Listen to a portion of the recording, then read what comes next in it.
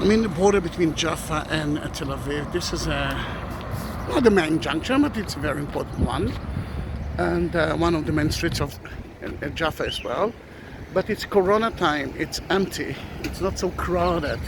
Still, in about a few minutes, there will be a siren for 2 minutes for the honor of 6 million Jews that were killed, murdered, butchered by the Nazis because they were Jews. And it's not about hate, it's about memory.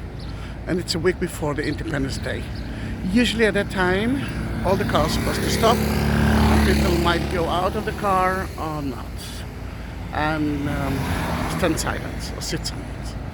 Then can you wait with me, please?